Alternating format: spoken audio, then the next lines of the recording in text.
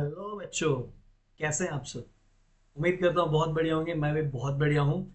आज हम नया टॉपिक स्टार्ट कर रहे हैं, concept and accounting for depreciation, जिसे डेप्रिसिएशन भी बोला जाता है नॉर्मली। ये एक बहुत ही इंपॉर्टेंट कंसेप्ट है जो आपका सीए फाउंडेशन से लेके आपके सीए करियर तक, जब तक आप प्रैक्टिस करने वाले, जॉब करने वाले, आपको कहीं ना कहीं काम आता रहेगा। बहुत ही ईजी सा टॉपिक है लेकिन बहुत इंपॉर्टेंट है। अच्छा, इसकी वेटेज कितनी है सर? एग्जाम में इसकी वेटेज है 5 मार्क मिनिमम या 10 मार्क का आपको एक सम पूछा जा सकता है। ओके, ऑब्जेक्टिव्स मिला के तकरीबन 12 से 14 मार्क का वेटेज रखता है ये अकेला चैप्टर डेप्रिसिएशन, जो बहुत ही आसान है। अब शुरू करते हैं। सर हमारे यहाँ पे अप्रोच क्या रहेगी बच्चों? हमारे यहाँ पे अप्रोच वही रहेगी जो अब तक रहती आई है। अप्रोच है, स्टार्टिंग में हम लोग सारे कंसेप्ट देखेंगे, उसके बाद हम सम्स की कैटेगरीज देखेंगे, then will start solving the sums of each category, try to solve the difficultest sum, and then will move ahead. मेरे हिसाब से इसके 2 या 3 सेशन हो सकते हैं, बट ट्राई करेंगे जितना क्रिस्प, जितना टाइम इंपॉर्टेंट नहीं है, कंसेप्ट हमें एग्जाम में आना चाहिए, वो ज्यादा इंपॉर्टेंट है हमारे लिए। ठीक है, शुरू करते हैं।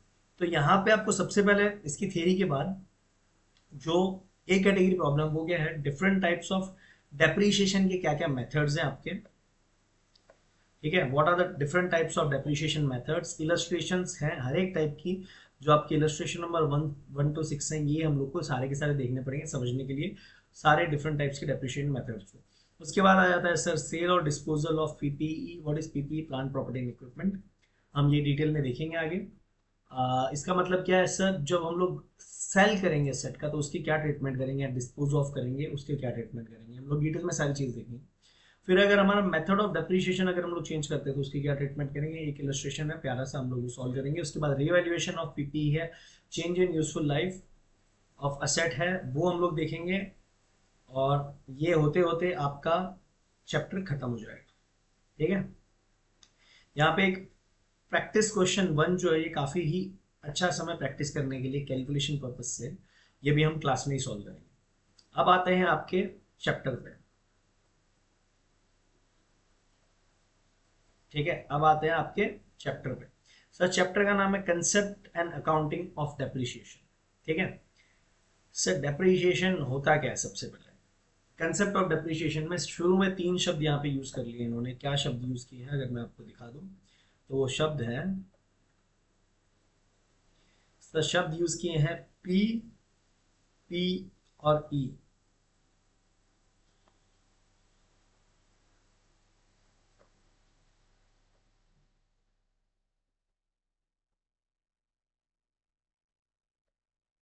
हाँ जी सर, शब्द क्या है? पीपीई। और ये पीपीई स्टैंड किसको करता है? पी फॉर प्रॉपर्टी, प्लांट और इक्विपमेंट। अब से आप आगे जितनी जब भी असेट्स का नाम लेंगे तो आप उसे असेट्स नहीं पीपीई कह के बुलाएंगे, because this is the new nomenclature या नेम जो आप असेट्स के लिए यूज करने वाले हैं हर जगह। Property, plant and equipment, PPE. ये क्या होते हैं सर? ये होते हैं टेंजिबल आइटम्स। टेंजिबल कौन से आइटम्स होते हैं सर? टेंजिबल वो आइटम्स हैं जिन्हें आप देख सकते हैं, टच कर सकते हैं, जो आपको दिखते हैं बेसिकली। इंटेंजिबल जो दिखते नहीं है, जैसे कि एडवर्टीजमेंट का इम्पैक्ट लोगों के दिमाग में दिखता नहीं है। ठीक है, दैट आर, जो क्या है, ये वो चीजें हैं जो टेंजिबल आइटम्स हैं, जो आपने 3 4 चीजों के लिए जनरली रखी होती है। क्या? या तो आप प्रोडक्शन करते हो उससे, जैसे कि बड़े बड़े मशीनरी जिससे आप अब जो भी गुड्स बना रहे हो वो गुड्स बन रहे हैं बेसिकली। दूसरा supply of goods and service. Supply of goods and services का बेस्ट एग्जांपल क्या है बच्चों? ट्रक्स। ट्रक्स यूज करके हम लोग जो हम लोग गुड्स बनाए यहाँ से वहां सप्लाई करते हैं। For rental to others. अब रेंटल टू अदर्स क्या है? जो आपने देखा होगा हर जगह क्रेन्स होते हैं बड़े बड़े, जो बड़े बिल्डिंग बन रहे हैं, बिल्डिंग के ऊपर एक क्रेन लगा दिया जाता है जिससे सारा सामान ऊपर लाया जाता है और फिर वापस से नीचे भेजा जाता है। तो वो काफी सारे कंपनीज, लॉजिस्टिक्स कंपनीज ये काम करती है कि वो क्रेन हायरिंग बेसिस पे देते हैं उन्हें, per month per day basis पे रेंट लेते हैं। ठीक है, तो कंपनी के परस्पेक्टिव से क्या है, वो उनका एक एसेट है, प्लांट है, प्रॉपर्टी, इक्विपमेंट, वो उनका एक इक्विपमेंट है जो वो भाड़े पे दे रहे हैं जिससे उन्हें रेंट आ रहा है। मतलब रेंटल टू अदर्स के लिए भी आप यूज कर सकते हैं। लास्ट बोला for administrative purpose. Administrative purpose मतलब शायद हमारे ही किसी काम के लिए यूज हो जाए, जैसे कि सर ऑफिस में एक कॉमन गाड़ी हो, बाई चांस आप पकड़ लीजिए, जो ऑफिस के कामों के लिए यूज करनी है, तो एडमिनिस्ट्रेटिव पर्पस है। बिकॉज उससे एक्चुअली आप ना तो माल बेच रहे हो, ना आपको प्रोडक्शन में काम आ रही है कहीं पे, ना आप उसको भाड़े पे किसी और को दे रहे हो, लेकिन वो गाड़ी है आप किसके लिए यूज कर रहे हो? आपके ही ऑफिस के बहुत सारे पर्पसेस के लिए, तो एडमिनिस्ट्रेटिव पर्पस। एंड, अच्छा यहाँ पे और नहीं है, एंड की बात चल रही है। अच्छा बच्चों, एंड और में क्या फर्क होता है? और का मतलब होता है इसके अलावा ये, एंड का मतलब ये दूसरी कंडीशन भी साथ में सेटिस्फाई होनी चाहिए, ठीक है। एंड क्या है? And are expected to be use, कब यूज करना है? During more than a period of 12 months. और एक्सपेक्टेड है कि भैया ये जो भी हम लोग ने बात की, आपका जो टेंजिबल आइटम है जो आप प्रोडक्शन के लिए यूज करेंगे, supply of goods and services के लिए यूज करेंगे, या रेंटल टू अदर्स के लिए यूज करेंगे, एडमिनिस्ट्रेटिव पर्पज के लिए यूज करेंगे, इसकी लाइफ 12 महीने से ज्यादा होनी चाहिए। सर आप इतना डिटेल में क्यों करा रहे हैं? एक तो ये आपको डेप्रिशिएशन समझा के देगा, ये कंसेप्ट समझा के देगा, पहली बात तो टेंजिबल आइटम्स का। दूसरा, शायद आपको 2 मार्क का एक ऑब्जेक्टिव भी आ जाए इसका कि व्हाट इज पीपीई।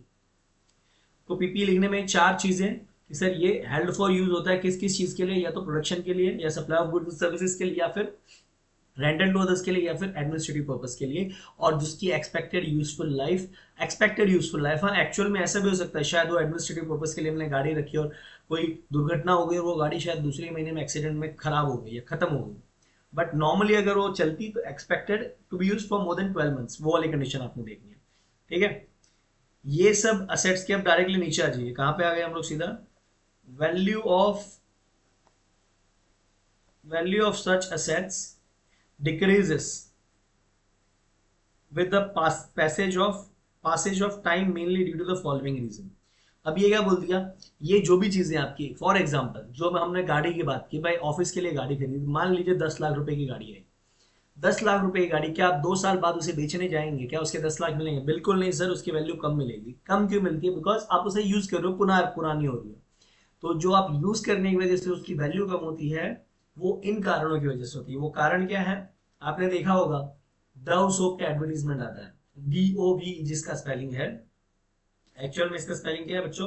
DOVE, लेकिन हम लोग ने थोड़ा सा नया स्पेलिंग बना दिया, DOV की जगह पे DOWE कर दिया हम लोग, ठीक है। तो ये 5 कारण होते हैं जो DOWE में है, D2OWE। D stands for decrease in the market value. Sir market value decrease होती है जैसी गाड़ी शोरूम से बाहर निकलती है। एक कॉमन अंडरस्टैंडिंग है, एक कॉमन ट्रेंड है जो सबको पता है कि उसकी वैल्यू कम से कम 10 to 20% से कम हो जाती है जैसे ही शोरूम से बाहर निकली, ऑल्दो आपने चलाई भी नहीं है, ठीक है। दूसरा डी क्या है? डी स्क्वायर में depletion mainly in case of mine and other natural resource. जैसे डेप्लीशन क्या होता है? डेप्लीशन मतलब खत्म होना, जो आपके प्राकृतिक संसाधन है, नेचुरल रिसोर्सेज हैं, वो धीरे धीरे कम हो रहे हैं। जैसे कि अभी गाड़ी के लिए आप देखेंगे सारे ज्यादातर जो 2 व्हीलर्स 4 व्हीलर्स आ रहे हैं, सब हर इंडियन गवर्नमेंट भी और हर कंट्री की गवर्नमेंट फोर्स कर रही है इलेक्ट्रॉनिक व्हीकल, ईवी यूज करिए ज्यादा। क्यों भी बोल रहे हैं? बिकॉज जो पहले के या जो एग्जिस्टिंग साथ में रनिंग गाड़ियां जो पेट्रोल पे चलती है, डीजल पे चलती है, पेट्रोल डीजल लिमिटेड है, ये कब खत्म हो जाएगा किसी को नहीं पता, ये बस एस्टिमेट लगा के बैठे हैं। तो जिन खदानों से, जिन माइन से ये सब निकल रहा है, वो माइन की एक लिमिटेड कैपेसिटी है। अगर आपने पूरी ऑप्टिमल यूटिलाइज कर ली, उसके बाद क्या करेंगे? फिर सारी गाड़ियां भंगार हो जाएंगी। तो इसी हिसाब से आपने बताया depletion mainly in case of mines. जो नेचुरल रिसोर्सेज होते हैं वो डेप्रिशिएट नहीं होते, वो डेप्लीट होते हैं। डेप्लीट मतलब उनकी जो क्वांटिटी एक्सपेक्टेड थी, भैया यहाँ से हमें 1000 टन मिलने वाला है ये पर्टिकुलर मेटल या वॉट एवर नेचुरल रिसोर्सेज, वो 1000 टन आप जितना जितना बाहर निकाल देंगे उतनी अंदर की जो कैपेसिटी कम होती है, ठीक है। तो आपके डी स्क्वायर क्या हो गया sir? Decrease in market value, depletion mainly in case of mines and other natural resource, ठीक है। ओ क्या है सर? ओ है ऑब्सोलेंस। ऑब्सोलेंस मतलब ड्यू टू टेक्नोलॉजिकल चेंज। इसका बेस्ट एग्जांपल है बच्चों बटन वाले कीपैड वाले फोन। आज आप सबको अगर कोई कीपैड वाला फोन देगा, आप दिल से नहीं लोगे, जबरदस्ती कोई पुराना पड़ा है तो यूज कर लोगे। जनरली आजकल बड़ा बच्चा बूढ़ा सबको स्मार्टफोन चाहिए। तो जो आपके बटन वाली सेलफोन बनाने वाली जो मशीन्स थी, वो अब धीरे धीरे क्या है? ऑब्सोलेंस होती जा रही है, कुछ काम की नहीं है। ऑब्सोलेंस का मतलब क्या है? कोई नई तकनीक आ गई जिसके जो पुरानी तकनीक है वो किसी के काम की नहीं। इसका और एक बेस्ट एग्जांपल मैं आपको देता हूँ। शायद मोबाइल में अभी भी कोई कोई कीपैड यूज करते हैं, तो दूसरा बेस्ट एग्जांपल है टीवी। जो मोटा वाला टीवी आता था पहले, आज के जमाने में आपको टीवी दिखेंगे ही नहीं कहीं। कोई भी इलेक्ट्रॉनिक शॉप पे आप चले जाओ, आपको मोटे वाले बिकते हुए टीवी दिखेंगे नहीं। क्यों? क्योंकि इसका मैन्युफैक्चरिंग बंद हो चुका है। तो जो भी मशीन्स उसको बनाने के लिए लगती थी, वो सारे के सारे ऑब्सोल्यूट हो गए।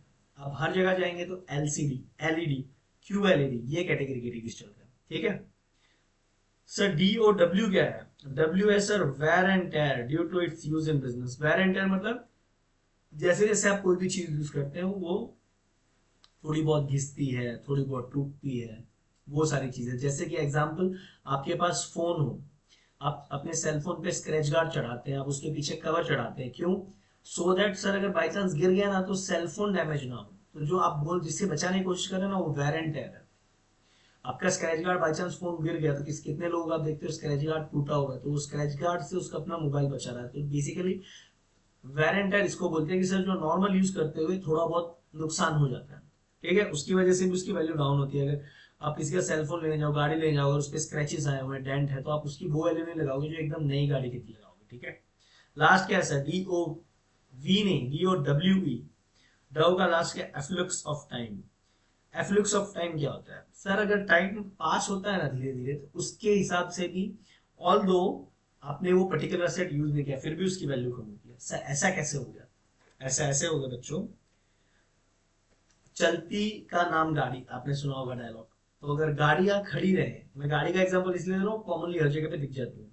गाड़ी अगर खड़ी रहे तो खड़ी खड़ी गाड़ी की वैल्यू कम होती है।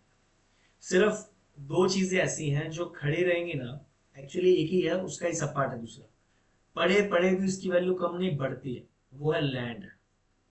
इसीलिए आप देखोगे तो यहाँ पे जो ऊपर तीन नाम दिए गए हैं इन्होंने, ये लैंड के लिए एप्लीकेबल नहीं है, किसके लिए है? प्रॉपर्टी, प्लांट और इक्विपमेंट। डिटेल में प्रॉपर्टी क्या मैं आपको समझाऊंगा, लेकिन सिर्फ लैंड ऐसी है जिसकी वैल्यू बढ़ती है पड़े पड़े। बाकी हर चीज की, बिकॉज वो लिमिटेड है सप्लाई में, उसकी सप्लाई अनलिमिटेड है, बाकी हर चीज की पड़े पड़े वैल्यू कम होती है। आपने सेलफोन खरीदा, अगर आप एक साल नहीं यूज करोगे, उसको डब्बे में रखो, एक साल बाद क्या आप मार्केट में जाके वही सेलफोन पैक वाला बेचने जाओगे, क्या आपको उतनी वैल्यू मिलेगी जितने में आपने खरीदा था? बिल्कुल नहीं मिलेगी बच्चों। क्यों सर? तब तक नई टेक्नोलॉजी आ चुकी होगी और उसकी वैल्यू वैसे ही मार्केट में कम होगी। तो that is efflux of time. तो बेसिकली अगर ये सर इतना टाइम क्यों लगाया, तो सर आपको 4 मार्क का एक थ्योरी क्वेश्चन आ सकता है सीधा सीधा, what are the reasons that leads to decrease in the value of PPE? ये आपका क्वेश्चन आ गया, तो उसके आपको 5 पॉइंट लिखने हैं। 5 पॉइंट क्या? डव लिखना है। डव क्या है sir? Decrease in the market value, depletion in the value of asset, specifically if I talk about mines and natural resources. D हो गया। ओ क्या है सर? ओ है सर ऑब्सोलेंस की, नई टेक्नोलॉजी आएगी। डब्ल्यू क्या है सर? सर डब्ल्यू है wear and tear, normal use करते हैं जो छोटा मोटा नुकसान हो गया। और ई क्या है सर? एफ्लुक्स ऑफ टाइम, मतलब अगर आप नहीं भी यूज करते, आपके पड़ा है काफी टाइम तक, आपका असेट पड़ा है बिना यूज के, तो भी उसकी वैल्यू बनती है। नीचे इन्होंने कंपनीज एक्ट के हिसाब से डेफिनेशन दी है, आप लोग पढ़ लेना। उसमें से 3 इंपॉर्टेंट फैक्टर होते हैं कंप्यूट करने के लिए आपका डेप्रिसिएशन। क्या 3 इंपॉर्टेंट फैक्टर होते हैं? पहले बात तो डेप्रिसिएशन क्या, इतनी देर से डिस्कशन हो रहा है। डेप्रिसिएशन कुछ नहीं बच्चों, जो आप असेट यूज कर रहे हो ना, उसकी वैल्यू, जो जैसे हम लोगों ने एग्जांपल दिया, गाड़ी आप ले रहे हो, गाड़ी एक साल बाद क्या हो, 10 लाख की वैल्यू 10 लाख बचेगी नहीं सर, शायद उसके 7 लाख मिलेंगे मार्केट में, जो 3 लाख से उसकी वैल्यू कम हुई है ना, वो आपने इनडायरेक्टली उसे यूज किया। तो बेसिकली वो पोर्शन एसेट का जो आप यूज कर रहे हो उसको डेप्रिसिएशन बोलते हैं, ठीक है। और ये एक एस्टिमेट होता है, बिकॉज अगर मैं गाड़ी की बात करूँ, समझिए 5 साल तो गाड़ी आराम से चलेगी, तो हर साल आप मानोगे कि अपने दिमाग में कि आपने 20% टोटल वैल्यू का 20% आप हर साल यूज करते जाओगे, बिकॉज टोटल आप 5 साल में उसे यूज कर रहे हो। 3 इंपॉर्टेंट फैक्टर क्या होते हैं जो डेप्रिसिएशन कंप्यूट करने में जरूरी है? एक तो सर एस्टिमेटेड यूजफुल लाइफ क्या है, कोई भी एसेट की लाइफ कितनी है। एग्जाम्पल जो मैं गाड़ी की लाइफ बता रहा हूँ वो 5 साल है। अगर आप फोन यूज करते हो, कॉलेज के बच्चे जनरली, नॉर्मली अगर बहुत ज्यादा वेल टू डू फैमिली से उन्हें हर साल नया फोन चाहिए तो उसके लिए 1 साल है, लेकिन अगर एक नॉर्मल मिडिल क्लास वाली कैटेगरी है तो जनरली वो 2 से 3 साल चला लेते हैं फोन। मेरा सजेशन मांगोगे तो 2 से 3 साल फोन चलता है क्योंकि, ठीक है। तो उसकी एस्टिमेटेड यूजफुल लाइफ डिपेंड करता है आप कहाँ पे यूज कर रहे हो। फिर कॉस्ट कितना पड़ा आपके एसेट का, और लास्ट है sir residual value. Residual value क्या होती है बच्चों? जब मैं वो पर्टिकुलर एसेट जो मैंने लिया है, मैं यूज करके उसकी जो भी उपयोगिता है मेरे लिए, जो यूज है, मैं यूज कर चुका हूं, उसके बाद जब मैं उसको डिस्कार्ड करूंगा, उसे निकाल दूंगा, बेच दूंगा, बेचते टाइम उसकी कितनी वैल्यू बचेगी, रेसिडुअल, मतलब फाइनली उसकी कितनी बिकने की वैल्यू है, that is your residual value, ठीक है।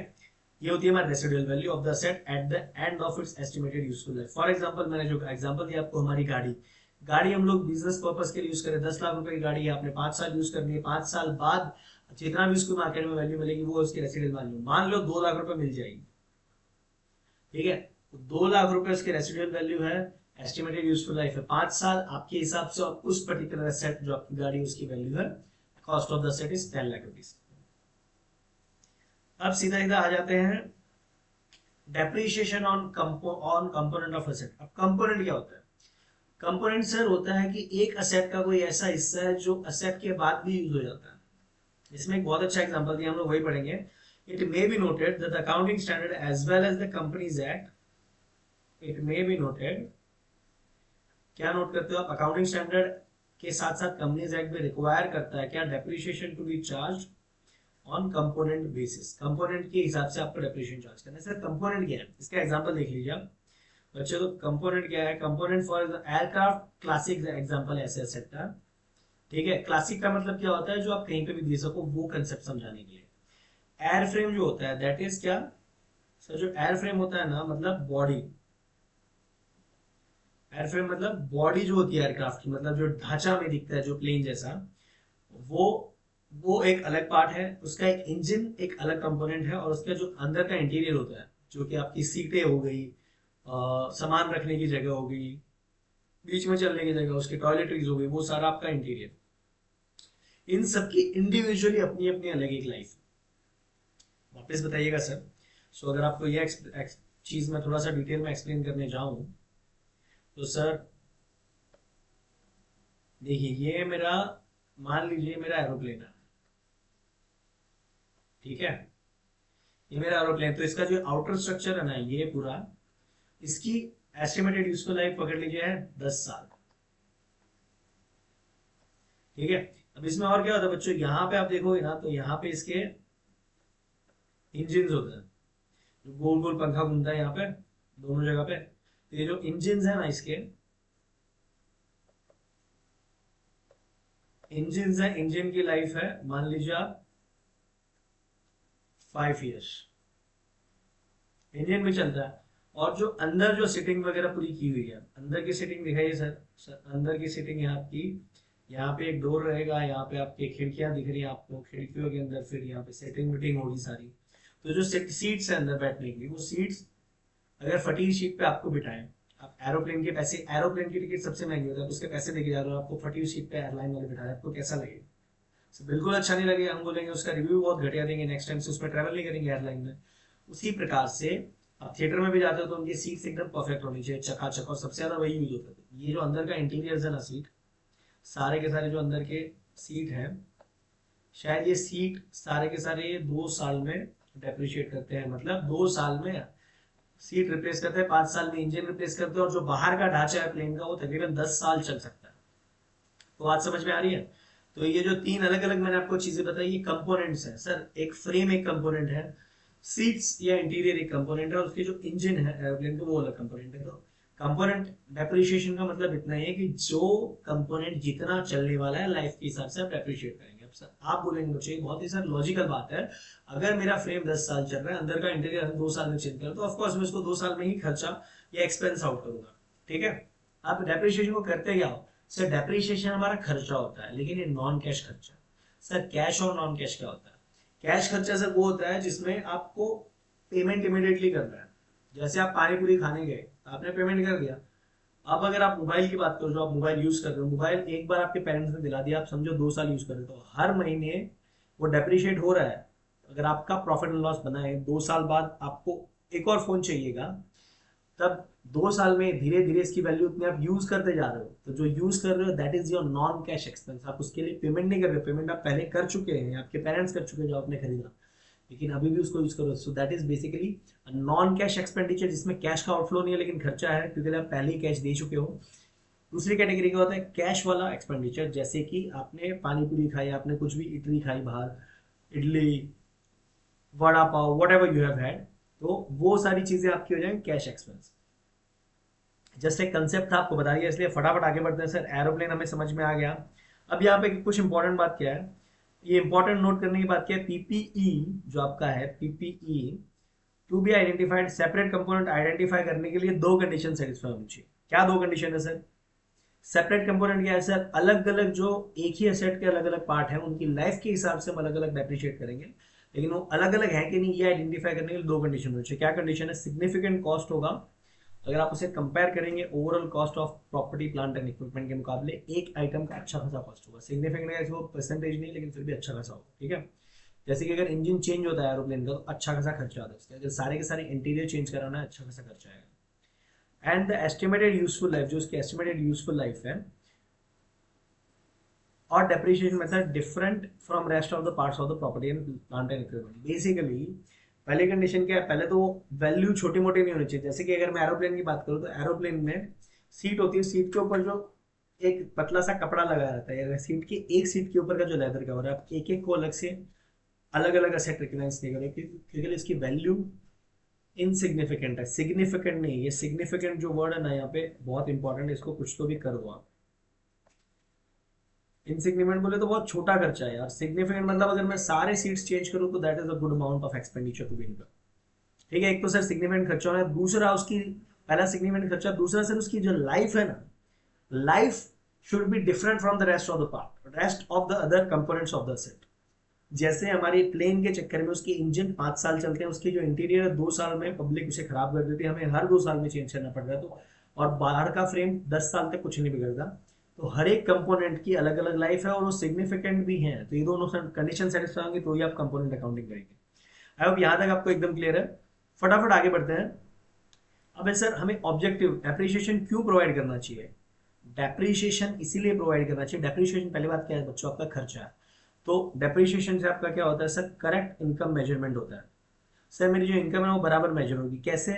सर नॉन कैश एक्सपेंस है, आपको दिखाना तो पड़ेगा ही, सही बात है, आपको दिखाना पड़ेगा। बट आप अगर वो खर्चा ना दिखाएं तो आपका प्रॉफिट आप इन्फ्लेट करके दिखा रहे हैं, इन्फ्लेट मतलब बढ़ा के दिखा रहे हैं।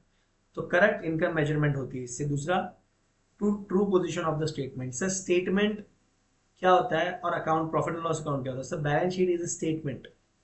स्टेटमेंट मतलब वो एक पर्टिकुलर तारीख पे, उसकी अगले तारीख पे कुछ और होती है, पिछले भी कुछ और होती है। प्रॉफिट एंड लॉस अकाउंट है।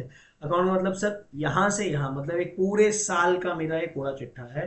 बैलेंस शीट जो स्टेटमेंट बोलते हैं, मतलब ये एज ऑन डेट, ये तारीख पे बैलेंस शीट ऐसे दिख रही है, उसके 2 दिन पहले 2 दिन बाद थोड़ी सी अलग दिखेगी। ठीक है, तो क्योंकि लिए आपकी जो असेट्स है, असेट्स पे डेप्रिसिएशन मैंडेटरी है। तो जो डेप्रिसिएशन, आपने जब डेप्रिसिएशन दिखा दिया तब आपका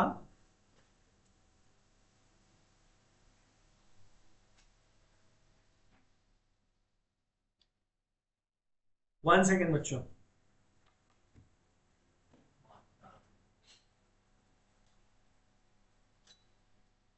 बिल्कुल मत छोड़िए।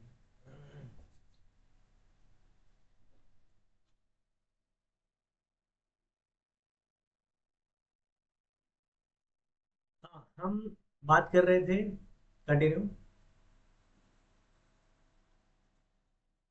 यस सर, हम बात कर रहे थे स्टेटमेंट की। तो sir true true position of the statement मतलब आपको जो असेट है, जैसे हमारी गाड़ी थी सर, 1 साल बाद वो गाड़ी की वैल्यू 10 लाख नहीं है, कम है, तो वो एक्चुअल पोजीशन देखिए अगर आपने बराबर डेप्रिसिएशन चार्ज किया है तो। दूसरी बात बच्चों, आपके पास पैसे, जैसे कि अगर मैं आपकी बात करूं, आपको 3 साल में, अगर मोबाइल 2 साल में आपको चेंज करना है तो आपको पैसे भी तो लगेंगे। तो अगर मैं डेप्रिसिएशन बराबर से दिखा रहा हूँ तो मेरे पास पैसे भी आ जाएंगे रिप्लेसमेंट करने के लिए। ठीक है, पैसे मैं अलग से जमा कर लूंगा बेसिकली। और आगे बता रहे हैं कि भैया असेट में ascertainment of true true cost of production. अगर वही जो आपका असेट है प्रोडक्शन करने के लिए काम आ रहा है तो उसका जो डेप्रिसिएशन है वो आप चार्ज करेंगे आपके प्रोडक्ट के प्रोडक्शन के कॉस्ट, इसीलिए आपका प्रोडक्शन का कॉस्ट बराबर पता चलेगा कि ये चीजें बनाने में खर्चा कितना आ रहा है। ठीक है, ये ऑलरेडी हम लोग देख चुके हैं। डेप्रिसिएशन एक नॉन कैश एक्सपेंस होता है, डज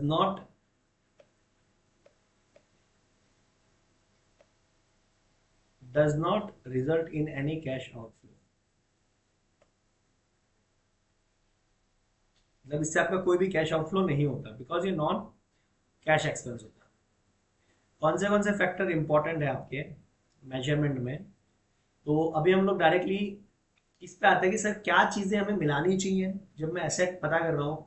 सबसे पहले तो आपको देखो 3 चीजें हैं जो इंपॉर्टेंट है। एक तो जो कॉस्ट है, हम लोग ने यहाँ पे देखा था, एक आपकी रेसिडुअल वैल्यू है और एक आपका लाइफ है। सर ये 3 चीजें हैं जिससे मैं इम्पोर्ट, ये 3 चीजें सबसे इंपॉर्टेंट है। 3 इंपॉर्टेंट फैक्टर कौन से कंप्यूटिंग डेप्रिसिएशन में? सर एक तो एस्टिमेटेड यूजफुल लाइफ कितनी है, लाइफ कितनी है एसेट की। दूसरा सर कॉस्ट कितना है एसेट का। तीसरा रेसिडुअल मतलब जब मैं वो यूज करके डिस्कार्ड करूंगा सेट तब उसकी वैल्यू कितनी है।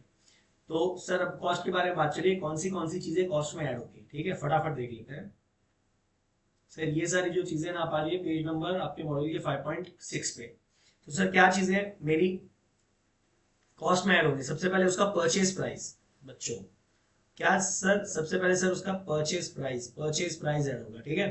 परचेज प्राइस में क्या क्या होता है आपके, अगर आपने कोई इंपोर्ट ड्यूटी पे की है, सर इंपोर्ट ड्यूटी क्या होता है बच्चों? इंपोर्ट ड्यूटी होता है अगर मैं कोई ऐसी मशीन है जो इंडिया में नहीं बन रही है और मुझे बाहर से लानी पड़ेगी, तो इंपोर्ट करने पे हमारी गवर्नमेंट उस पर कोई ड्यूटीज चार्ज करते हैं।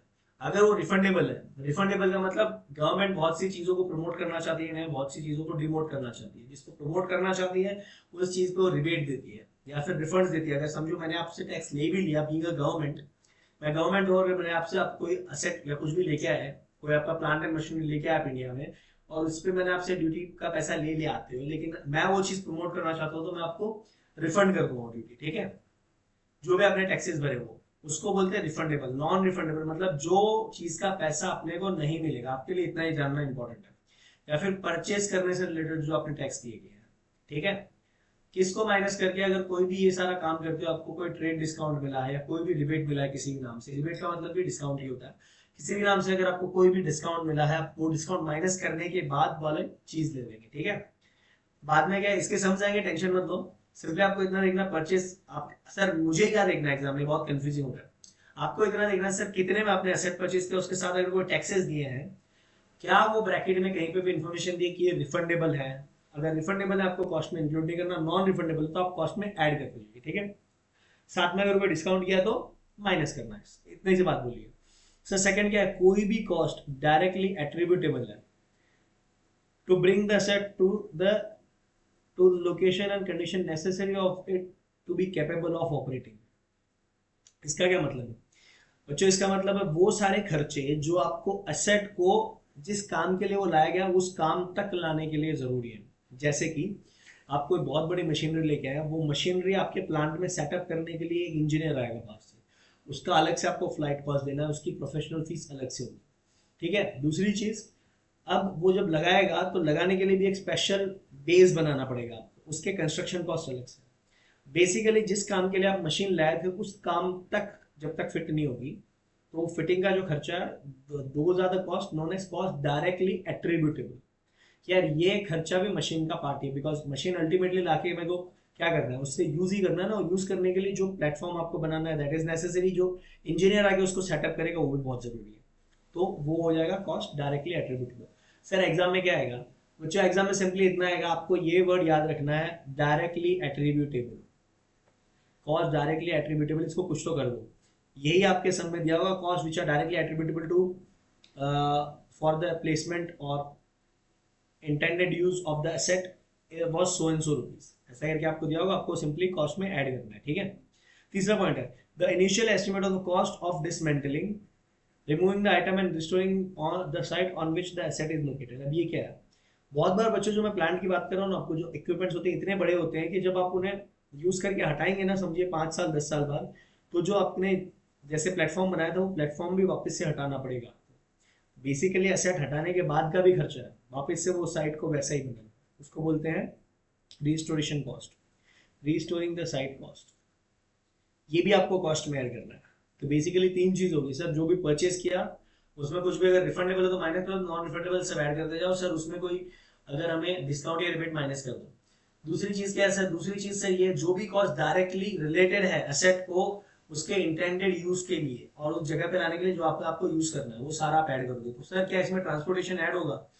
जो आप एयरपोर्ट से लेके आपके प्लांट एंड जो आपके वर्कशॉप तक लेके आए हो आपका सेट, वहां तक का सर कॉस्ट यस ऐड होगा डेफिनेटली। उसके बाद जो इंजीनियर आ रहा है उसके प्लेइंग चार्जेस ऐड होंगे, उसके जो प्रोफेशनल फीस चार्ज करेगा वो ऐड होगा, आप जो एक प्लेटफॉर्म बना रहे वो ऐड होगा। इसके ऊपर अलग से अकाउंटिंग स्टैंडर्ड उसमें डिटेल में डिस्कशन होगा। आपके सब में सिंपली ये दिया कॉस्ट डायरेक्टली एट्रीब्यूटेबल, ठीक है, सॉर्टेड है। नेक्स्ट वाला क्या है सर? नेक्स्ट वाला है sir restoration cost of the site. तो इसके लिए भी आपको टर्म यही दिया होगा सब में, रिस्टोरेशन, ये भी आपको कॉस्ट में ऐड करना है। सिंपली ये सारी चीजें आपको ऐड करनी है, सिर्फ एक जो रिफंडेबल टैक्सेस है वो आपको माइनस करने हैं, ठीक है। आपको डिस्काउंट और रिबेट माइनस करना, बाकी सारी ऐड करनी है। अब उन्होंने सीधा सीधा एग्जांपल दे दिया भैया डायरेक्टली एट्रीब्यूटेबल कॉस्ट कौन सा है। डायरेक्टली एट्रीब्यूटेबल कहां पे आता है सर? बी वाले पार्ट पे, ठीक है। फटाफट देखिए, ये सारी चीजें आपको इंक्लूड करनी है, जैसे कि कॉस्ट ऑफ एम्प्लॉय बेनिफिट्स, जो भी एम्प्लॉय का खर्चा लगा किससे रिलेटेड है, जो या तो एक्विजिशन या फिर कंस्ट्रक्शन मेरे पीपीई की, वो आपको ऐड करना है। साइट प्रिपरेशन सर जो प्लेटफॉर्म बनाया था वो सर ऐड करना है। Initial delivery handling cost sir add करना है, डिलीवरी की ट्रांसपोर्टेशन के खर्चे, और वो जो आपकी मशीन थी इक्विपमेंट था इतना बड़ा, वो जब चढ़ाया जा रहा था और उतारा जा रहा था उसको बोलते हैं हैंडलिंग कॉस्ट, वो भी आपको ऐड करना है।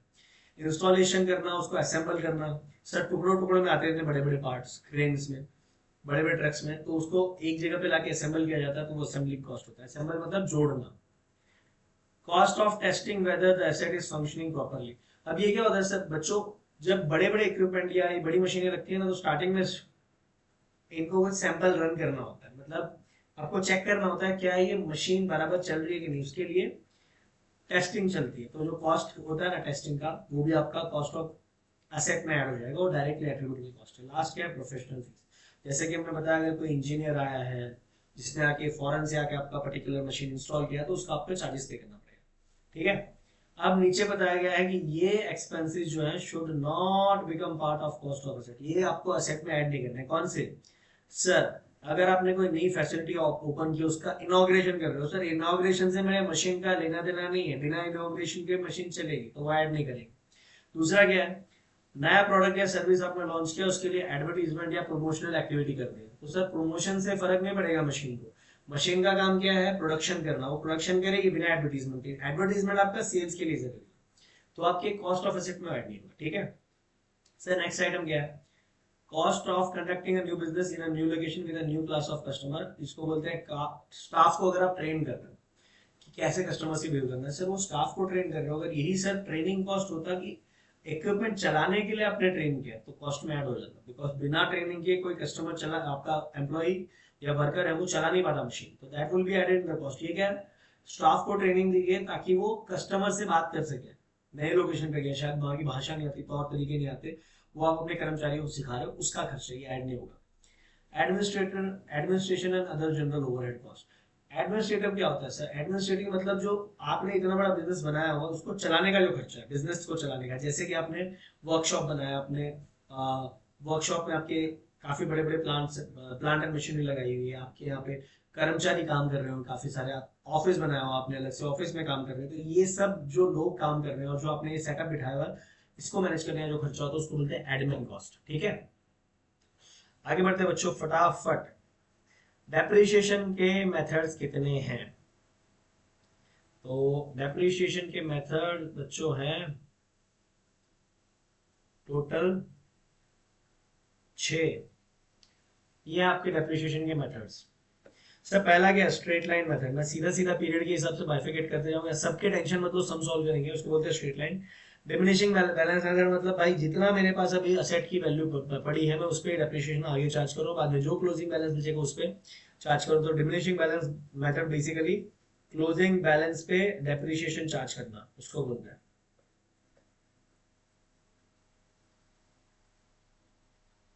डिमिनिशिंग बैलेंस मेथड मतलब जो आपका क्लोजिंग बैलेंस है असेट का, उसके ऊपर डेप्रिसिएशन चार्ज करना, ठीक है। ये स्ट्रेट लाइन मेथड मतलब एक ही रेट, सेम रेट हर ईयर चार्ज करना, एवरी ईयर, ठीक है। यूनिट ऑफ प्रोडक्शन मेथड, ये क्या मेथड है, ये उसके स्पेसिफिकली एक मैन्युफैक्चरिंग कंसर्न के लिए रेलेवेंट है, जो जितना प्रोडक्शन आप कर रहे हो ना, उस हिसाब से जितने यूनिट आपने बनाया उस हिसाब से आप डेप्रिसिएशन चार्ज करोगे।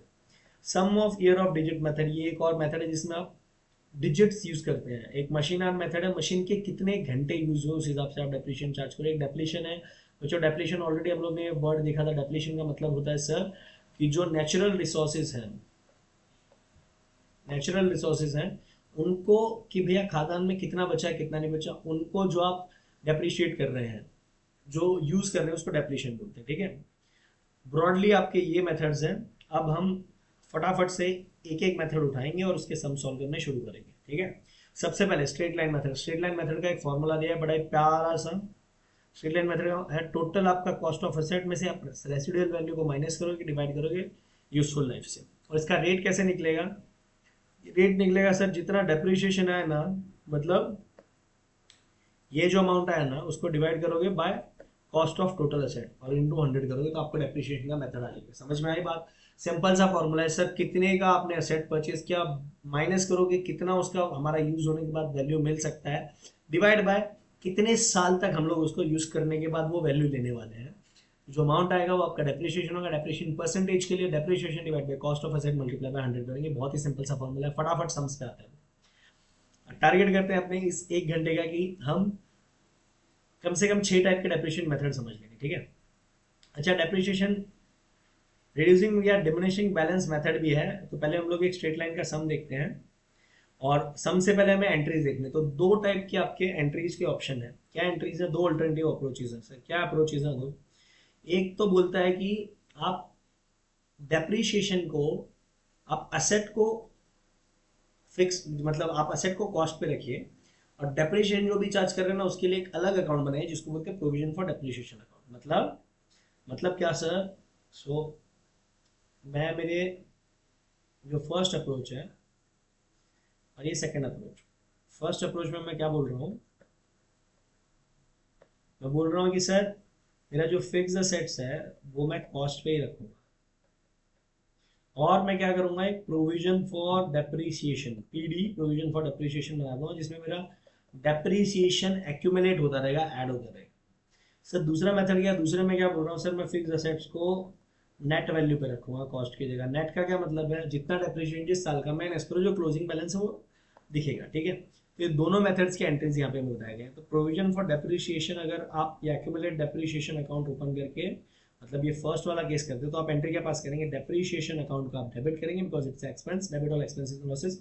क्रेडिट करेंगे प्रोविजन फॉर डेप्रीसिएशन अकाउंट या फिर एक्यूमुलेटेड डेप्रीसिएशन अकाउंट, दोनों में से जो नाम यूज करना है। अब ये आपका प्रोविजन फॉर डेप्रिसिएशन है, ये मैंने लायबिलिटी खड़ा कर दिया, ये मेरा खर्चा है। फिर जो खर्चा है उसको मैं प्रॉफिट एंड लॉस में ट्रांसफर करता हूँ। तो profit and loss account debit के लिए सारे खर्चे अल्टीमेटली मैं प्रॉफिट एंड लॉस अकाउंट में जाके बैठते हैं। Profit and loss account debit to depreciation account. Next वाली सेकेंड अल्टरनेटिव में क्या होगा, और इसका सर फिर क्या होगा, ये जो आपका डेप्रिसिएशन दिख रहा है ना, तो आपका बैलेंस शीट में बच्चों आप इसको ऐसे ही दिखाओगे। बैलेंस शीट में जब आप बनाओगे, ऑलरेडी आप ये 11-12 में करते आए हो, तो आप बैलेंस शीट में क्या करोगे सर? फिक्स असेट्स समझिए 100 रुपीज़ का, उस पर depreciation, provision for depreciation already आ गया 50, समझिए 60 पकड़िए। आप इसको नेट में बैलेंस शीट में 40 में ही दिखाओ, ठीक है। अब आते हैं सर सेकंड अल्टरनेटिव। कौन सा अल्टरनेटिव सर? जिसमें सिर्फ फिक्स असेट को मैं सीधा सीधा नेट वैल्यू पे दिखाऊंगा। तो बच्चों नेट वैल्यू पे दिखाओगे तो आपकी एंट्री पहली वाली सीधी क्या आएगी? डेप्रीशिएशन को डेबिट करोगे ही बिकॉज खर्चा है। क्रेडिट आप डायरेक्टली असेट को कर दोगे, ठीक है। अब असेट को क्रेडिट कर दिया तो असेट का it's a debit item, value आप जितने से क्रेडिट करोगे उतने से वैल्यू कम हो जाएगी। और जो डेप्रीशिएशन है अगेन हम लोग प्रॉफिट एंड लॉस में ही ट्रांसफर करेंगे बिकॉज अल्टीमेटली सारा खर्चा मेरे प्रॉफिट एंड लॉस में जाके बैठता है, ठीक है। इलस्ट्रेशन नंबर 1 देखते हैं फटाफट। जेन ब्रोज ने एक्वायर किया है एक मशीन। जेन भाइयों ने एक मशीन एक्वायर किया 1 जुलाई 2018 को, जिसका 14 लाख रुपए का कॉस्ट है, और 1 लाख रुपए उन्होंने इंस्टॉलेशन पे लगाया। तो क्या ये 1 लाख ऐड होंगे? बिल्कुल होंगे सर, इंस्टॉलेशन है, ठीक है। The firm writes off depreciation at 10% per annum of the original cost every year. अच्छा, जब भी ये ओरिजिनल कॉस्ट लिखा होगा ना, मतलब स्ट्रेट लाइन मेथड है, एसएलएम, स्ट्रेट लाइन मेथड, मतलब ओरिजिनल कॉस्ट पे आप सेम रेट अप्लाई करते हो। आपके जो बुक्स ऑफ अकाउंट्स है बच्चों, वो आप क्लोज कर रहे हैं 31 दिसंबर को हर साल। असेट आपने परचेस किया 1 जुलाई को, 15 लाख रुपए का डेप्रिसिएशन का रेट है 10%, और हर 31 तारीख को आप अपने बुक्स ऑफ अकाउंट्स को क्लोज करते हैं। करना है क्या सर? सर करना है show the machinery account, show the machinery account and depreciation account 18 और 19 का, 2 साल का आपको, 31 दिसंबर 2018, 31 दिसंबर 2019, 2 साल का आपको डेप्रिसिएशन अकाउंट बनाना है, ठीक है, और मशीनरी अकाउंट बनाना है। तो बच्चों सीधी सी बात है, 15 लाख रुपए का सेट हो गया सर। 15 कैसे आया? तो 14 + 1 15, ठीक है, टोटल 15 लाख का आ गया। 15 लाख का आपने कब परचेस किया सर? 1 जुलाई को। 1 जुलाई मेरे ईयर एंड खत्म हो रहा है 31 दिसंबर को, तो सर जुलाई, अगस्त, सितंबर, अक्टूबर, नवंबर, दिसंबर, सर 6 महीने का डेप्रिसिएशन चार्ज करेंगे। तो 1,50,000 इंटू 10% इंटू 6 डिवाइड बाई 12, जो आप करेंगे आपका अमाउंट आएगा 75,000। सर कहाँ पे आ रहे हैं दिखाइए। तो सबसे पहले देखिए 1 जुलाई को मैंने 1,40,000 का असेट परचेस किया, machinery account debit to bank account, machinery account debit to bank account, 1 lakh रुपए का इंस्टॉलेशन, टोटल 15 लाख रुपए का मैंने फिक्स असेट परचेस किया, उसमें से डेप्रिसिएशन 10% हुआ 15 लाख पे 6 महीने का। सर कैसे कंप्यूट हुआ, एक बार फटाफट बता दीजिए। तो बच्चों कैसे कंप्यूट हुआ या फटाफट समझ लीजिए, ये कैसे कंप्यूट हुआ बच्चों। 14 + 1 15, 15 लाख तो सपोज आपको समझ में आएगा, 15 लाख मल्टीप्लाई बाय 10% करोगे तो 1,50,000 आएगा, इंटू 6 डिवाइड बाई 12 करोगे तो 75,000 आपका अमाउंट आ जाएगा। ठीक है, तो आपका सर 75,000 क्लियर हो गया। अब मेरा 75,000 हो गया तो एंट्री क्या पूछ करी, डेप्रीशिएशन टू असेट, आपने मेथड 2 यूज किया। अगर कहीं पे कुछ नहीं बोल रहा है आपके ऊपर लिबर्टी, आप कौन सा मेथड यूज करोगे, प्रोविजन फॉर डेप्रीशिएशन का एक नॉर्मल डेप्रीशिएशन, तो ये इन्होंने नॉर्मल डेप्रीशिएशन, एंट्री क्या पूछ करी, depreciation account debit to asset account, तो ये आपका डेप्रीशिएशन अकाउंट डेबिट हो गया। ठीक है सर, अब क्या होगा सर ईयर एंड पे आप इसका क्लोजिंग बैलेंस एडिट डाउन करेंगे 14,25,000, और सर आपने जो बैलेंस कैटेड डाउन किया ना वो अगले साल बहुत डाउन हो जाएगा 14,25,000। उसके बाद क्या होगा सर, जो आपने डेप्रिशिएशन अकाउंट बनाया है उसमें भी इसकी एंट्री देंगे ना पहले साल की, तो सर पहले साल का पहला एंट्री क्या है, डेप्रिशिएशन का एंट्री। सर ये वाला जो एंट्री है ना, कौन सा वाला सर, सर ये वाला जो रेड कलर से मार्क कर रहे हैं, ये वाला जो एंट्री है ना, ये वाला सर, ये वाले एंट्री का सेकंड इंपैक्ट जाएगा यहाँ पे पीएनएल में, मैं ट्रांसफर कर दूंगा, तो डेप्रिशिएशन अकाउंट डेबिट, इसका second line depreciation to asset था, तो सर डेप्रिशिएशन टू असेट कर दिया हमने, टू असेट, और ये सेम अमाउंट फिर आपका ट्रांसफर हो जाएगा प्रॉफिट एंड लॉस अकाउंट में। और सर जब आप इसको टैली करने बैठेंगे तो आपका अकाउंट,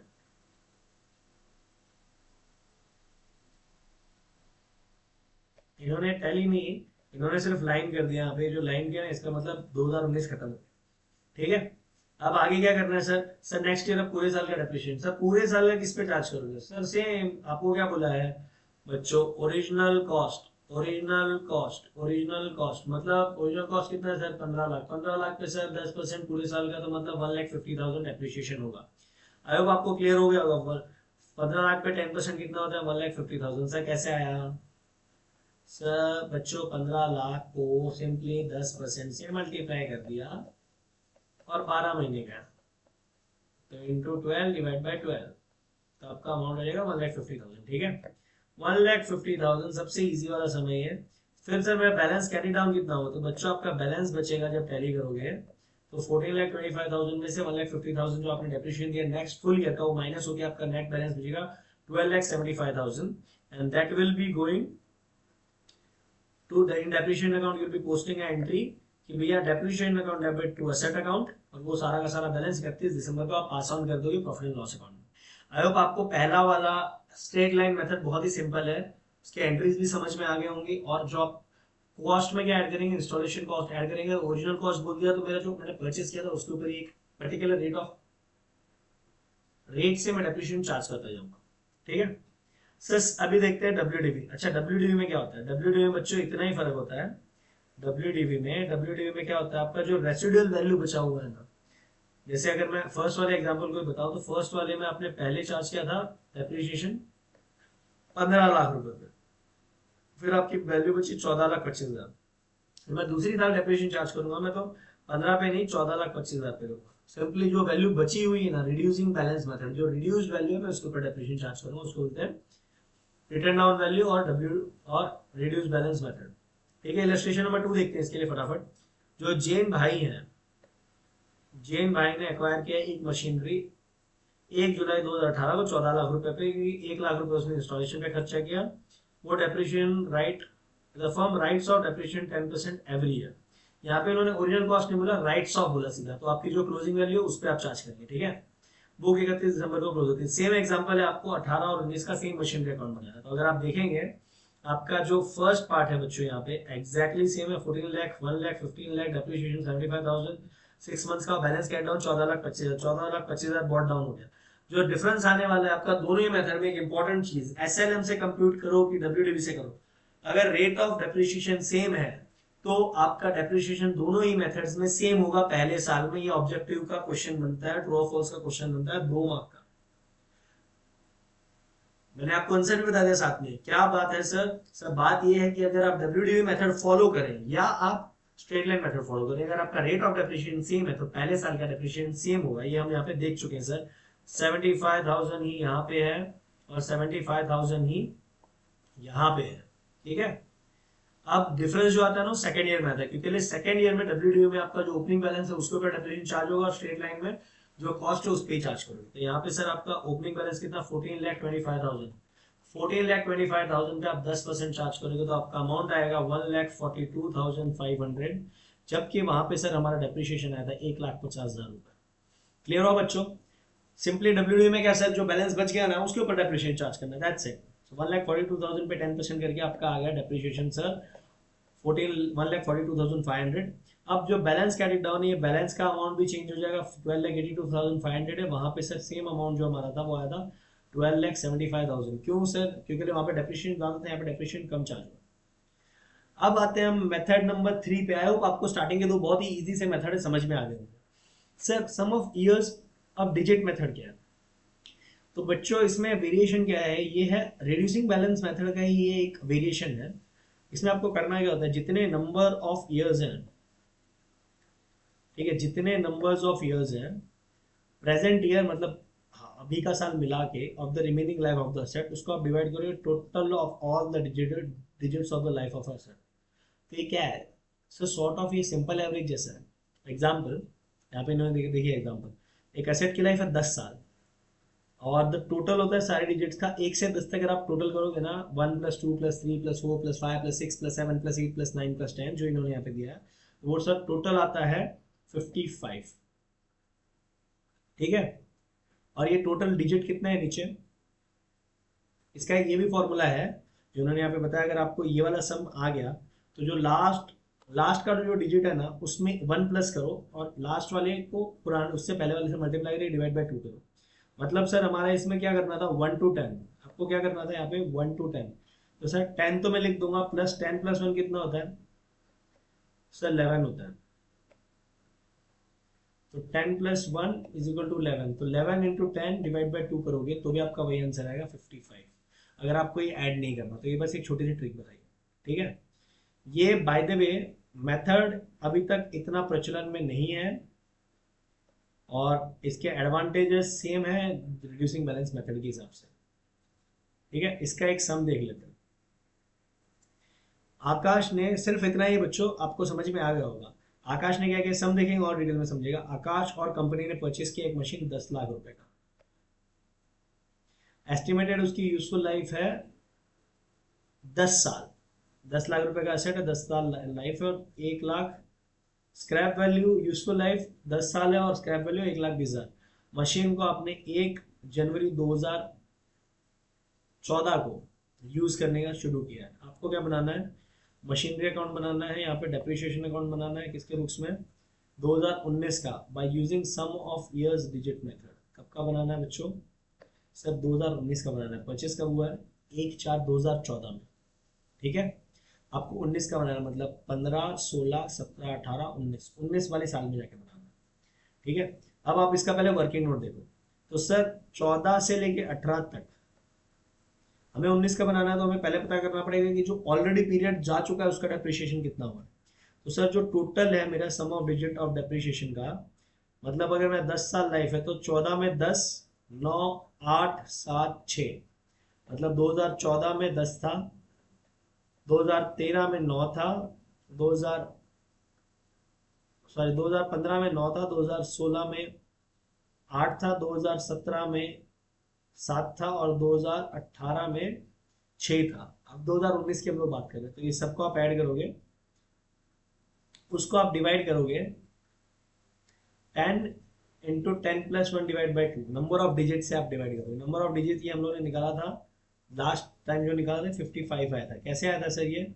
सर 10 को मल्टीप्लाई बाय 11 किया था, डिवाइड बाय 2 किया था, तो मेरा 55 आया था। ठीक है, और यहाँ पे क्या होता है, यहाँ पे बच्चों आपका आएगा cost, cost minus residual value. तो मेरा सर कॉस्ट है 10 लाख रुपए, 10 लाख में से मैं 1,20,000 स्क्रैप माइनस करूंगा, 1,80,000, उसको मल्टीप्लाई करूंगा बाय 40 और इसको डिवाइड करूंगा बाय 55। उस समय जो डेप्रिशिएशन आता है वो आता है, मेरी डेप्रिशिएटेड वैल्यू आती है जो, वो आती है 6,40,000 रुपये।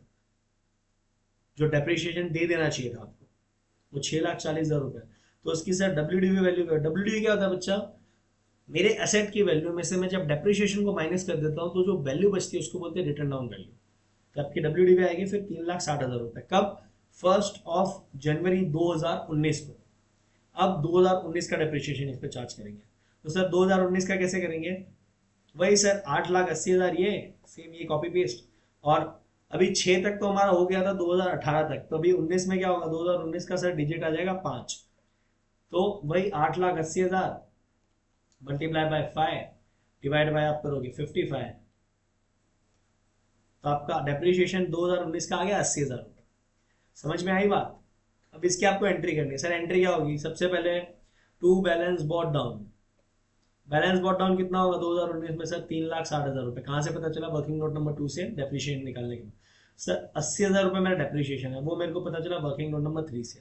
डेप्रिशिएशन की एंट्री मैं दे दूंगा डेप्रिशिएशन टू असेट, और फिर उसको ट्रांसफर कर दूंगा प्रॉफिट एंड लॉस में, प्रॉफिट एंड लॉस अकाउंट है टू डेप्रिशिएशन अकाउंट। और सर यहाँ पे जो मेरा बैलेंस बचता है वो हम लोग कर देंगे क्रेडिट डाउन।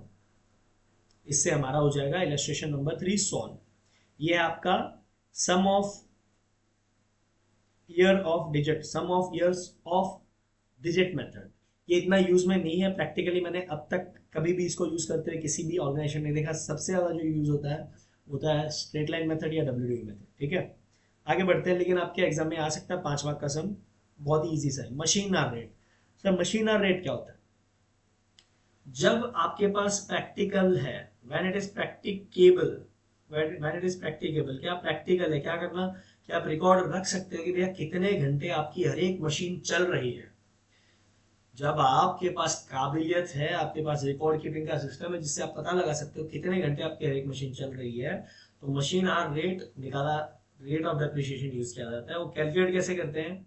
आप पहले तो अंदाजा लगाते हो कि कितने घंटे टोटल मशीन चलने वाली है, और उस हिसाब से इस पीरियड में जितनी आपकी मशीन चली उतना आप डेप्रिशिएट करते हो। ठीक है, इसका इलस्ट्रेशन नंबर 4 देखते हैं फटाफट। मशीन आपने परचेज किया बच्चों, मशीन वॉज परचेज कितने की? 30 लाख रुपए की, 30 लैक्स की, जिसकी एस्टिमेटेड टोटल वर्किंग लाइफ है 24,000 घंटे। अब आपको पता होना चाहिए इसकी प्रायर कंडीशन क्या मशीन रेट की। अगर आपको सम भी दिया होगा तो आपको सम में साथ में बताया जाएगा कि सर जो हमने एसेट खरीदा है कितने घंटे चलने वाला है। साथ में उसकी स्क्रैप वैल्यू दे दी, कितने दे दिए scrap value? Sir scrap value दे दी है 2 लाख रुपए, और anticipated pattern of distribution of effective hours की इतने इतने घंटे में चलाने वाला वो बता दिया। 1 से 3 साल ये 3,000 घंटे चलेगी एक साल में। 4 से 6 ये चलेगी सर 2,600 घंटे, और 7 से 10 चलेगी 1,800 घंटे पर ईयर। तो पहले तो बच्चों ये देखो, क्या यहाँ पे आपके सारे घंटे पूरे हो रहे हैं क्या? 24,000। सर कैसे पता चलेगा बच्चों? ऐसे पता चलेगा 3,000 घंटे चल रही है कितने दिन? 3,000 घंटे चल रही है 3 साल। 2,600 घंटे चल रही है कितने साल? 4, 5 और 6, 3 साल। और सर 1,800 घंटे चल रही है कितने दिन? 7, 8, 9, 10, 4 साल। 10 साल हो गए। तो आप देखेंगे 3,000 इंटू 3 9,000, 2,600 इंटू 3 7,800, और आपका 1,800 इंटू 4, 1,800 इंटू 4 करेंगे 7,200। आपके जो टोटल आवर्स होते हैं वो होते हैं बच्चों 7,200 प्लस 7,800 प्लस 9,000। सर टोटल में हमारे 24,000 घंटे जो ऊपर बोला था, ये चीज यहाँ से सर मैच हो रही है। मतलब इन्होंने पूरी लाइफ बता दी है कि पूरी लाइफ में ऐसे यूज करने वालों 10 साल तक। आपको क्या करना है? डिटरमाइन करो annual depreciation machine hour rate के हिसाब से हर साल का डेप्रिसिएशन कितना होगा। आपको डेप्रिसिएशन निकालने के लिए सिंपली यूज करना है कितने घंटे चलने वाली है। टोटल 24 घंटे चलेगी, उसमें 3,000 स्टार्टिंग के। देखिए एकदम सिंपल सा है, 1 से 3 साल का क्या करेंगे? सर हमें बताया गया कि 3,000 चलने वाली है टोटल। सर 3,000 ही चलने वाली है एक साल में, और 24,000 टोटल चलने वाली है। यहाँ पे जो आपका आ गया sir cost of minus residual value होगा, तो आपका कॉस्ट कितना है? 30 लाख रुपए बच्चों। 30 लाख में से आप 2 लाख माइनस करोगे, 28 लाख रुपए बचता है। उसको मल्टीप्लाई करोगे 3,000 से और डिवाइड करोगे 2,24,000 से। तो सर हमारा आंसर आता है 3,50,000 डेप्रिसिएशन होगा स्टार्टिंग के 3 साल। ठीक है, तो स्टार्टिंग में 3 साल में, और उसके बाद सर 4 से 6 तक कितना होगा? सर जो 3,000 था इसकी जगह पे 2,600, और वही 7 से 10 में 1,800 करना है। तो आपका सर 3,03,000 के हिसाब से आएगा, और उसके बाद 2,10,000 से। अच्छा बच्चों, क्या आप ये सब अगर ऐड करोगे, तो क्या आपका टोटल जो है वो मैच हो रहा है? क्या आपका आंसर सही आ रहा है कि सर मेरा जो 30 लाख रुपए की जो मेरी 28 लाख रुपए की वैल्यू मैच कर रहा है क्या? देखिए आप 3,50,000 को 3 साल आप मल्टीप्लाई करेंगे तो इसका आंसर आएगा 10,50,000। ये क्रॉस चेक है कि आपका आंसर सही है कि नहीं उसका। सर 3,03,333 को मैं 3 साल से मल्टीप्लाई करूंगा तो मेरा आंसर आएगा 9,10,000 अप्रोक्स। 1 रुपये मैंने ऐड कर दिया जेब से। और सर एक बचता है 2,10,000, वो आप करोगे 4 से मल्टीप्लाई, क्योंकि यहाँ पे 4 ईयर्स है, 7, 8, 9, 10, तो सर आता है 8,40,000। क्या ये सारे अमाउंट्स मिल के हमारा 28 लाख हो रहा है? तो sir 8,40,000 plus 9,10,000 plus 10,50,000, yes sir, ये टोटल हमारा हो रहा है 28 लाख रुपए। मतलब आपका आंसर सही है। आप ऐसे एग्जाम में खुद से चेक करके आ सकते हैं, क्रॉस चेक। ठीक है, अगर बच्चों आपको मशीन आर रेट भी अच्छे से समझ में आ गया होगा, तो फटाफट मूव करते हैं हम लोग प्रोडक्ट प्रोडक्शन यूनिट मेथड पे। और दोनों में डिफरेंस क्या है? दोनों में सिर्फ इतना सा ही डिफरेंस है 3.4 और 3.5 में। मतलब मशीन आर रेट और प्रोडक्शन यूनिट्स मेथड में डिफरेंस क्या है? पहले वाले में आप टाइम को घंटों के हिसाब से ले रहे हो डिनोमिनेटर में, जबकि दूसरे वाले में आप लोगे यूनिट्स को। बस जहां पे आपने घंटे लिए हैं, ये 3,000 3,000, ये इसकी जगह पे आप जो अभी यूनिट्स वाला मेथड है वहां पे आप लेंगे production during the upon total number of production units लेंगे आवर्स की जगह पे। इतना ही फर्क है। तो फटाफट ये वाला सम देखते हैं सर। फिफ्थ वाला, मशीन परचेज किया अभी 20 लाख रुपए का, एस्टिमेटेड यूजफुल है 10 साल है, रेसिडुअल वैल्यू 2 लाख रुपए। ठीक है, 2 लाख रुपए मशीन एक्सपेक्ट कर रही है कि प्रोड्यूस करेगी टोटल 1.5 लाख यूनिट्स। ये इसकी टोटल लाइफ बता दी यूनिट्स के हिसाब से। जो एक्सपेक्टेड डिस्ट्रीब्यूशन पैटर्न है प्रोडक्शन का, वो पहले 1 से 3 साल 20,000 यूनिट बनाओगे, 4 से 7 15,000, 8 से 10 10,000। तो इसमें सर हम लोग एक बार फटाफट चेक करते हैं। 20,000 यूनिट में हर साल बनाऊंगा, 3 साल तक बनाऊंगा, तो मैं सर टोटल 60,000 यूनिट बनाऊंगा। ठीक है, और यहाँ पे सर 15,000 यूनिट मैं बनाऊंगा 4 4 5 6 7 4 साल के लिए। तो सर मैं वापस से 60,000 यूनिट बनाऊंगा। और सर लास्ट में बता दिया 10,000 यूनिट बनाऊंगा कितने साल के लिए? 3 साल के। तो सर मैं 30,000 यूनिट बनाऊंगा। तो सर क्या आप अगर ये सब ऐड करेंगे तो 1,50,000 1.5 लाख जो लिखा है ये इससे मैच कर रहा है? Yes sir. मतलब हमें पूरा पैटर्न मिल गया है। आपको डेप्रिसिएशन पता करना है प्रोडक्शन यूनिट मेथड यूज करके। सर एग्जैक्टली सेम है। जितने जितने यूनिट्स दिए मैंने डिनोमिनेटर में डाल दिए, टोटल यूनिट्स, सॉरी जितने यूनिट्स दिए मैंने न्यूमिनेटर में डाल दिए, जितने टोटल यूनिट्स है 1,50,000 वो डिनोमिनेटर में। यहाँ पे आपका कॉस्ट आ गया। सिमिलरली ये भी सर मेथड हम लोगों ने सॉल्व कर दिया। 2,40,000, अभी एक बार चेक करो इस पर डेप्रिशिएशन मैच होगा। 2,40,000 इंटू सर 3 साल मतलब 7,20,000। आप क्रॉस वेरीफाई कर सकते हो बच्चों यहाँ पे फटाफट, इसमें टाइम नहीं लगेगा। 1,80,000 मल्टीप्लाई बाय 4 4 साल के लिए, तो 7,20,000। और सर जो लास्ट वाला है सर हमारा 1,20,000 मल्टीप्लाई बाय 3, 3,60,000। ठीक है, तो सर अगर ये सब जोड़े तो क्या हमारा 18 लाख आ रहा है बच्चों। 18 लाख कैसे आया? सर 20 लाख रुपए की असेट थी, उसमें 2 लाख रुपए आपने स्क्रैप कर दिया। 20 माइनस 2 18 होता है। तो 7,20,000 प्लस 7,20,000 प्लस 3,60,000। तो सर आपका आ रहा है यहाँ पे 18 लाख। मतलब आपका सम राइट है, ये आप क्रॉस चेक कर सकते हैं। ठीक है, लास्ट वाला मेथड है डेप्लीशन मेथड। ये कंप्लीट होते ही हम लोग आज का सेशन अभी खत्म करेंगे। इसके बाद नेक्स्ट सेशन में हम लोग और निपटाएंगे जितने सम्स हो सकते हैं। ये सिर्फ आपको मेथड्स बताया जा रहा है। इसके आगे वाले जो सम है वो कैटेगरी बी के सम्स है। डेप्लीशन मेथड क्या होता है सर? डेप्लीशन क्या होता है? एलोकेट करना, मतलब बांटना आपका जो कॉस्ट है of wasting the natural resources. आप नेचुरल रिसोर्सेज को जो निकाल रहे हो उसके कॉस्ट को बांटना, उसको बोलते हैं डेप्लीशन। इसका आप इलस्ट्रेशन नंबर 6 देखिए फटाफट। सर सूर्या और कंपनी ने लीज पे लिया, क्या लिया? क्वारी। 1/1/2017 से 1 करोड़ रुपए के लिए। टेक्निकल एस्टिमेट के हिसाब से जो टोटल क्वांटिटी मिनरल जो भी वहां से खनिज पदार्थ, मिनरल मतलब खनिज पदार्थ जो निकलेंगे उसकी 2 लाख टन है। डेप्रीशिएशन चार्ज करना है डेप्लीशन मेथड के हिसाब से। एक्सट्रैक्ट जो एक्सट्रैक्शन का पैटर्न है वो नीचे दिया हुआ है सर। एग्जैक्टली सेम जैसे यहाँ का क्या था, यूनिट्स का क्या था, यहाँ पे आपको क्या हो जाएगा, जितना टोटल क्वांटिटी एस्टिमेटेड है आप उससे डिवाइड करेंगे। ठीक है, और आपका कॉस्ट क्या हो जाएगा? यहाँ पे लीज कॉस्ट हो जाएगा 1 करोड़ रुपीज। सर 2,000 टन मैं 17 में निकालूंगा, 18 में निकालूंगा 10,000, 19 में निकालूंगा 15,000। लेकिन आप यहाँ पे क्रॉस वैलिडेट करके सिर्फ टैली नहीं कर सकते, क्यों? यहाँ पे सिर्फ ये बताया कि सर 3 साल में कितना निकालूं। बिकॉज जब एक माइंग मिलती है वो 50 साल खुदाई होती है, कहाँ पे 10 साल होगी, यहाँ पे 20 साल, कहीं कहीं पे 100 साल भी होते हैं। इतना वहाँ पे मिनरल्स होते हैं।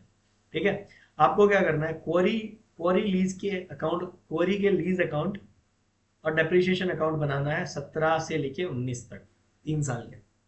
ठीक है सर, सो लीज अकाउंट बनाते हैं सर। लीज अकाउंट में क्या होगा सर? इन्होंने 1 करोड़ रुपए दे दिए, तो क्वेरी lease account debit to bank account. अब सर डेप्रिसिएशन चार्ज करना है। सर डेप्रिसिएशन में कितना चार्ज करूंगा? डेप्रिसिएशन सर मैं सिर्फ 2,000 यूनिट वाला चार्ज करूंगा।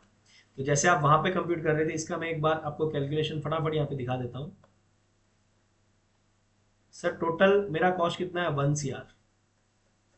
मल्टीप्लाई किससे करूंगा सर? पहले साल में सिर्फ 2,000 टन मैंने निकाला और टोटल मेरे टन कितने sir? 2 lakh ton.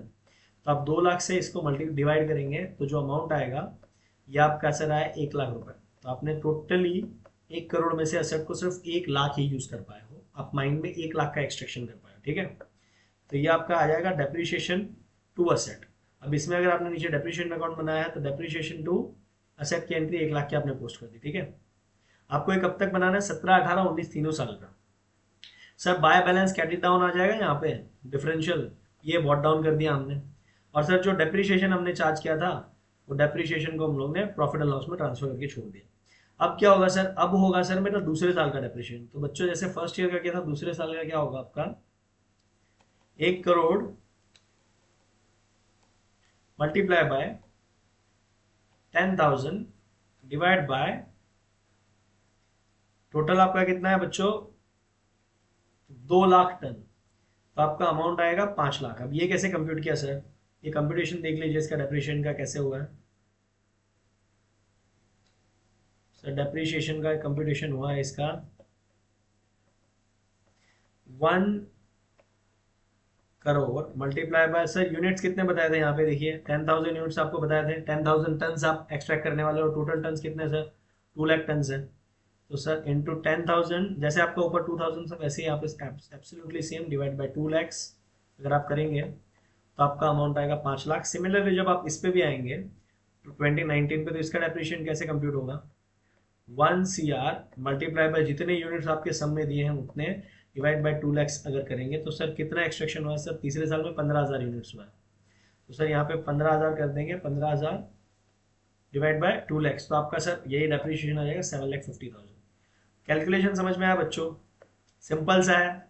Depreciation account debit to asset account, तो यहाँ पे टू डेप्रीशिएशन अकाउंट 5 लाख ये पीएनएल में आप ट्रांसफर कर दोगे, यहाँ पे आप बैलेंस कैटेड डाउन करके बॉट डाउन कर दोगे। अब इस साल वापस आपने डेप्रीशिएशन चार्ज किया तो डेप्रीशिएशन टू असेट, तो डेप्रीशिएशन टू असेट आपकी वापस एंट्री आ गई और ये प्रॉफिट एंड लॉस अकाउंट में चला गया और आपने यहाँ पे फिर से sir closing balance carried down कर दिया। तो इससे आपके स्टार्टिंग के 3 मेथड खत्म होते हैं। हम लोग चौथा जो कंसेप्ट है वो स्टार्ट करेंगे, which is profit and loss on sale और disposal of property and plant and equipment.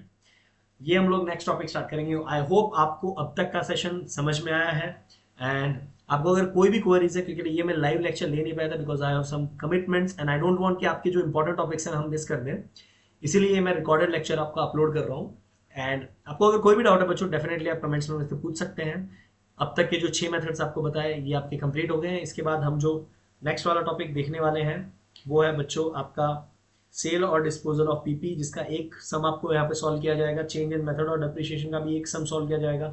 Revaluation of PP and useful life में भी एक सम, मतलब 3 सम, और एक ये वाला सम जो सबसे इंपॉर्टेंट है प्रैक्टिस के हिसाब से। मेरे हिसाब से ये सम अगर उन्होंने एग्जाम में पूछ सकते हैं बहुत अच्छा है। तो आपके टोटल 4 प्रैक्टिकल प्रॉब्लम्स बच रहे हैं जिससे आपका डेप्रिशिएशन खत्म हो जाएगा। फिर विल ट्राई कि नेक्स्ट सेशन में आपका डेप्रिशिएशन निपट जाए, ठीक है। अगर आपको सेशन अच्छा लगा हो, आपको लग रहा है कि आपका कुछ वैल्यू एडिशंस हो रहा है, आपके कंसेप्ट क्लियर हो रहे हैं, ठीक है, तो आप अपने फ्रेंड्स के साथ ये लिंक जरूर शेयर करिएगा, इस चैनल को सब्सक्राइब जरूर कर लीजिएगा। ऐसे ऐसे और काफी सारी चीजें हम लोग ला रहे हैं, ठीक है। और आपको एग्जाम में कैसे एग्जाम फेस करने हैं, अगर पढ़ाई कैसे करनी है, सर एग्जाम में डर लग रहा है तो क्या करना है, आपका टाइम कैसे मैनेज करना है, उसके ऊपर हम लोगों ने अलग से प्लेलिस्ट बनाया है एग्जाम रिलेटेड, एग्जाम ओरिएंटेड। वहां पे आप जाके सारी वीडियोस चेक कर सकते हैं। Thank you, thanks a lot, signing off for the day, CA Ved Sharma, thank you.